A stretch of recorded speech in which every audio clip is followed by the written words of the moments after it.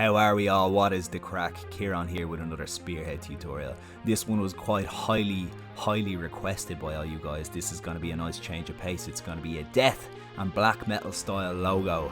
And there's kind of a funny little story behind this logo in particular. I was asked by a local tattoo shop called Cult Tattoo Dublin to design them a logo in a black metal style for their toilet. So this logo just says toilet. It's going to be a very kind of like hand-drawn kind of textbook black metal kind of style. Not too legible, but also not like bundle of sticks kind of thing. It's kind of a fun process this, because you're not playing with fonts or anything. You're just going to be like drawn straight out. So you get like a real nice iconic sort of classic black metal style kind of form out of it. Loads of upside down crosses and stuff. So let's not chat too much longer, let's just get right into it. So I'm here in Photoshop and I've got my usual like A3 size artboard. It's 4691 by 3508 at 300 dpi.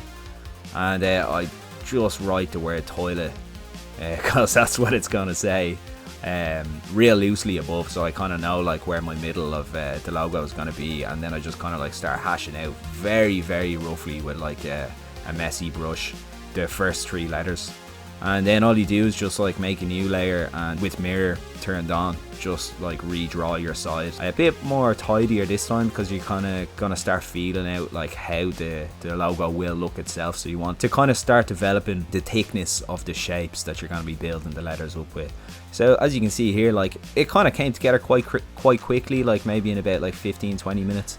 And then it's all about kind of like adding bits and spikes and stuff as you go, and kind of building it up and getting a better feel for how the logo is gonna kind of like turn out at the end. Of course I'm playing with like warp and perspective and stuff as I go as well, and this is early days, like, you know, nothing has really been set in stone yet. So here you can see with red I'm just popping in like what the actual letters are going to be, because at the moment it was just like pure mirrored, but you want the I and the L to be kind of distinct from each other, and the O and the E to be distinct as well.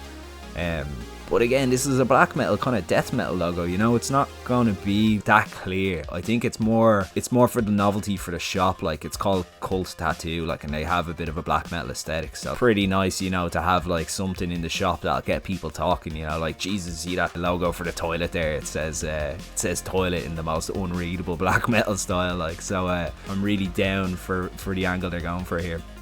So yeah, you can see I'm just kind of building it up as I go. Once you've kind of got like a layer down and you don't need it anymore, you can delete it or you can just like hide it, it doesn't really matter. But you're just slowly going to be building this up. Yeah, like sometimes I have mirror on and sometimes I don't, because like, you know, if you're really kind of like wanting to put in like a little kind of detail here or there, it can kind of be off-putting when it mirrors on both sides. And sometimes I turn it off for that reason, like, you know, I like to have a bit more control. But like, different strokes for different folks, you know what I mean? If it works for you, go for it, man. There's no wrong answers, you know what I mean? So here now, once I've got my general form kind of hashed out that I'm happy with, like it's nice and kind of like symmetrical and spiky and nasty, you know. Then all I do is I've dropped my opacity in that layer down to 50%, made a new layer, and then I've got my lasso tool, free lasso I should say.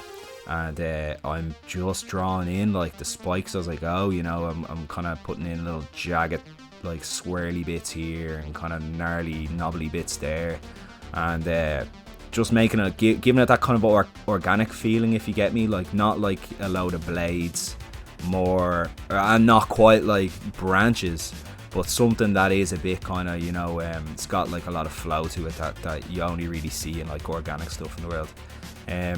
Again, like with my free lasso tool, like all I'm doing here is I'm like drawing over the shape and making it really kind of nasty looking, keeping my letters separate so you have more control with placing and moving things as you go. If you change your mind, you know, it's nice to have each letter on a different layer.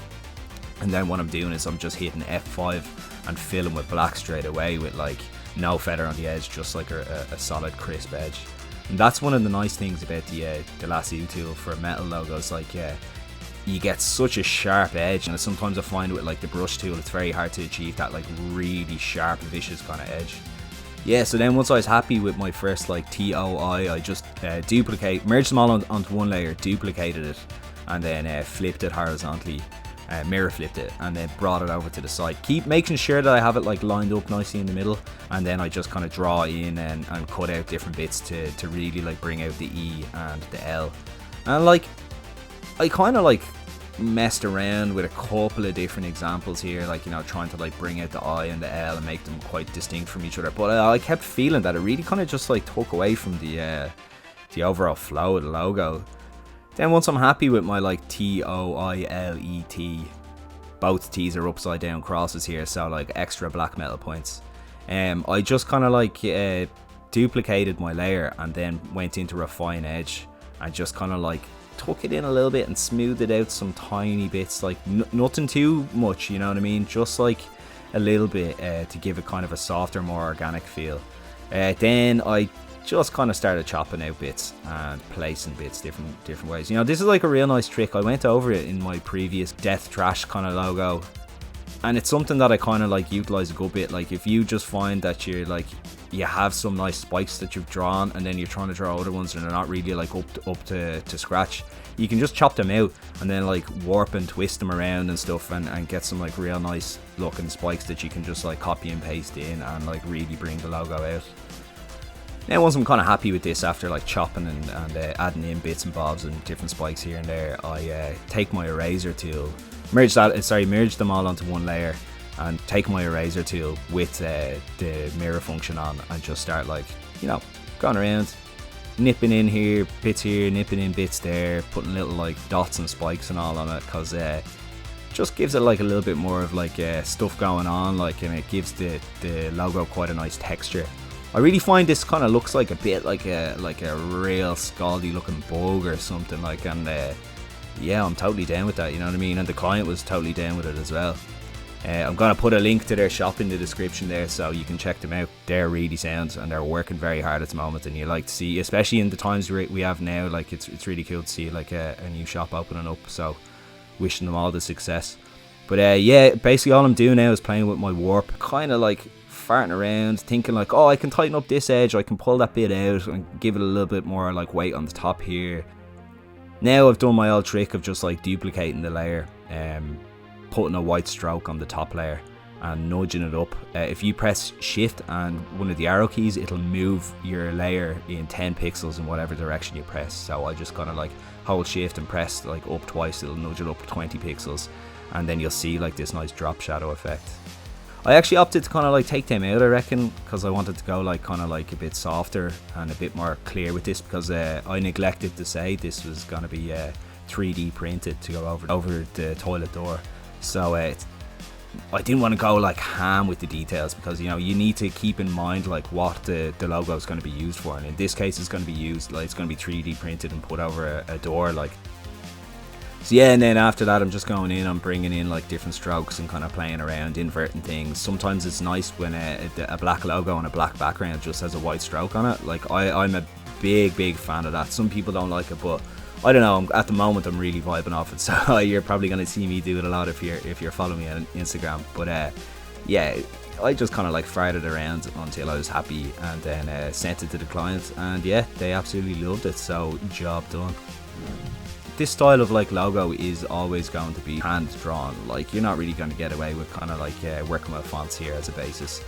But there's something very liberating about like drawing things like straight down, like, and just hashing out the shape as you go and building it up, and then getting your shape down, and then bringing your lasso tool in and like getting your spikes down. You always look at these like jobs as or designs as maybe a 4 or 5 step process. You know, it's like some people that don't have like that much knowledge of like digital art think like, oh my god, they must have done that like in one go. It's like, no, you know, this is built up in stages.